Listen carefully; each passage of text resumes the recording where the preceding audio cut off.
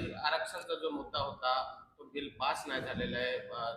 काय सांगणार तुमचं काय म्हणणं? नमस्कार. मी Prajyoti Chandrakant Handore, secretary all India Mahila Congress.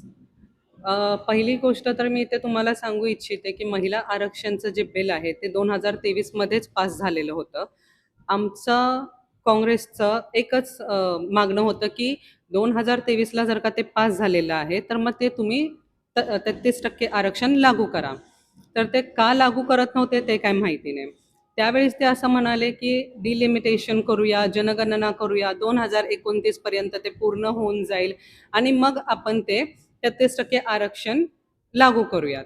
पण आमचं असं म्हणणं होतं की ते दोन्ही पण जे विधायक आहेत ते वेगवेगळे आहेत. महिला आरक्षण वेगळं आहे, डिलिमिटेशन आणि जनगणना वेगळं आहे. त्यांनी सांगितलं होतं 2029 पर्यंत पूर्ण झालं. मग हे 2026 मध्ये झालं का पूर्ण? झालं असेल पूर्ण तर आम्हाला प्रूफ द्या.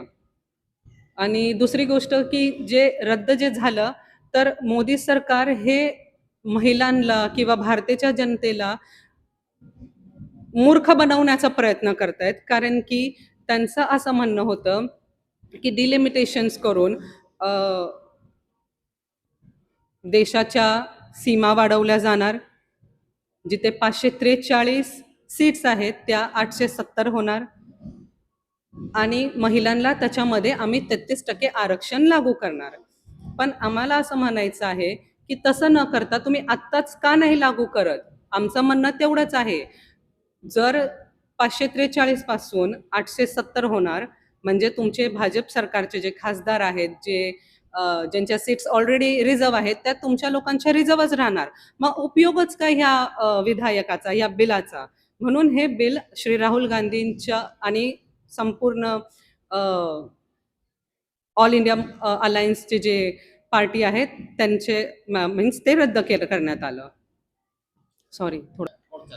आमचा संदर्भ हेच होता मोर्चाचा. काल मुंबई महिला काँग्रेसच्या अध्यक्षा ट्युलिप मिरांडा आणि बाकीचे आमचे सहकारी आम्ही मोर्चा इतक्या करता काढला की जे बिल आहे 2023 मध्ये पास झालेलं ते तुम्ही लागू करा आणि आत्ताच लागू करा. तुम्हाला ते म्हणजे त्याच्यामध्ये दुसरे विधायक ऍड करायची गरजच नाहीये. आणि जर का तुम्हाला खरंच महिलांची एवढी आपुलकी आहे, इतकी हमदर्दी आहे महिलांबद्दल, तर तुम्ही ते आत्ताच 33% जे आरक्षण आहे ते आत्ताच लागू करा ना. 2029 ची वाट कशाला बघताय तुम्ही? त्याच्यासाठी मुंबई महिला काँग्रेसने मुंबईमध्ये काल मोर्चा काढला होता. आमची प्रमुख मागणी हीच आहे की जे बिल पास झालेलं आहे महिला आरक्षणचं तर ते आत्ताच लागू करा आणि लगेच लागू करा. आमची हीच मागणी आहे.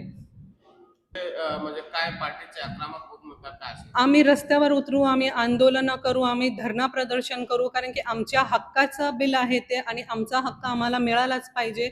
त्याच्यासाठी मी संपूर्ण जनतेला हेच विनंती करेल की जे हे दोन तोंडी सरकार आहे त्याच्या बोलण्यावरती न जाता तुम्ही पण जरा अभ्यास करा. तुम्ही ते विधायक काय आहे, कसं आहे त्याच्याबद्दल स्टडी करा. कारण की काल तुम्ही बघितलं असेल प्रिय मोदीजी 8:30 वाजता येऊन प्रत्येक वेळचं ते रडगाणं करून सांगतात की काँग्रेस इज अँटी नॅशनल.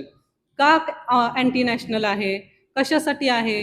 तुम्ही जेव्हापासून PM झाले आहेत, 12 वर्षापासून 2014 पासून तुम्ही प्राईम मिनिस्टर बनलात, तुम्ही एक तरी प्रेस कॉन्फरन्स घेतली का? तुम्ही जनतेला येऊन जनतेच्या प्रश्नांची उत्तरं दिलीत का? मी येऊन अर्धा तास एकटी बोलून जाऊ शकते, मला कोणी प्रश्न विचारणारं नाहीये. त्यामुळे मी आले, मी प्रश्न करून मी माझं मुद्दे मांडून गेली. पण तुमच्यामध्ये एवढी ताकद आहे का की तुम्ही उद्या किंवा आज आत्ता लगेच तुम्ही प्रेस कॉन्फरन्स बोलवून तुम्ही रिपोर्टर्सचे जे क्वेश्चन्स आहेत तुमच्याशी मी विचारते की तुम्ही समजा त्यांना सांगितलं की आम्हाला तुमच्याशी बोलायचं आहे, लाईव्ह प्रेस कॉन्फरन्स घ्यायचे, त्यांच्यामध्ये तेवढी हिंमत आहे का? ते कधी मीडियासमोर आलेच नाही. तुम्ही श्री राहुल गांधीजींना जर का विचारलं, त्यांना तुम्ही सांगितलं की मीडियाला किंवा जनतेला तुमच्याशी संवाद करायचा, ते आनंदाने हसी खुशीने तुमच्या समोर येतील. म्हणूनच उगाच त्यांना जनतेचा राजा नाही म्हणत आहेत.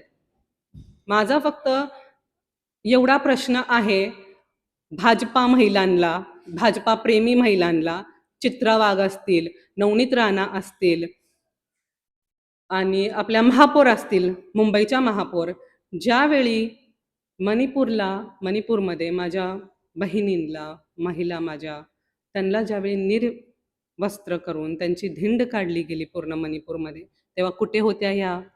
ज्यावेळी उन्नावमध्ये, हाथरसमध्ये रेप करून त्यांना मारलं गेलं महिलांना, त्यावेळी कुठे होत्या ह्या?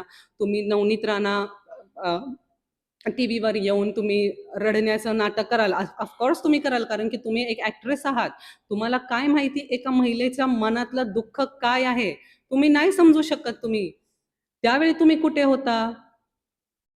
ज्यावेळी कोलकात्यामध्ये डॉक्टरवरती रेप झाला, निर्भया प्रकरण झालं, पनवेल प्रकरण झालं, 6 महिन्याच्या मुलीवरती रेप केला, त्यावेळी तुमची तोंड कुठे होती? तुम्ही मूग तोंडात घालून गप्प बसला होतात का? ती स्मृती इराणी 400चा गॅस सिलेंडर 450 झाला म्हणून गॅस डोक्यावर घेऊन नाचत होती. आता कुठे गेली? ज्यावेळी माझ्या महिलांना त्रास होता, आता भारतभर एवढे रेप वगैरे वाढत चालले, तुम्ही फाशीचं म्हणजे जे रेप करतात त्यांना लागलीच फाशी द्यायचं बिल का नाही पास करत तुम्ही?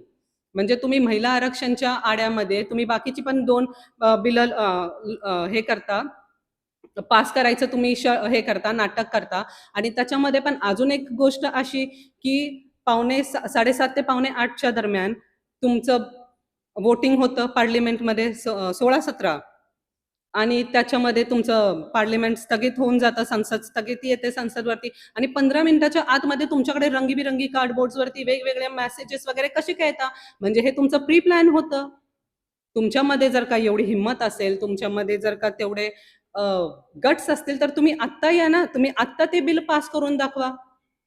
मी पुन्हा एकदा माझ्या भारताच्या महिलांना रिक्वेस्ट करेल की जे BJPचे लोक त्यांच्या महिला जे प्रोपगंडा करत आहेत, तर तुम्ही प्लीज त्याच्यामध्ये विश्वास नका ठेवू त्याच्यावरती.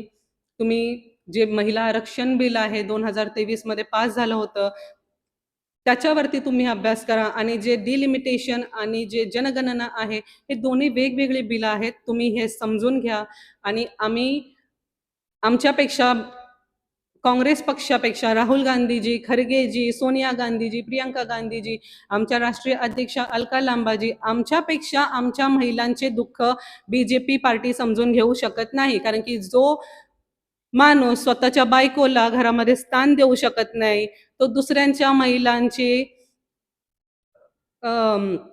दुःख काय समजू शकतात? धन्यवाद.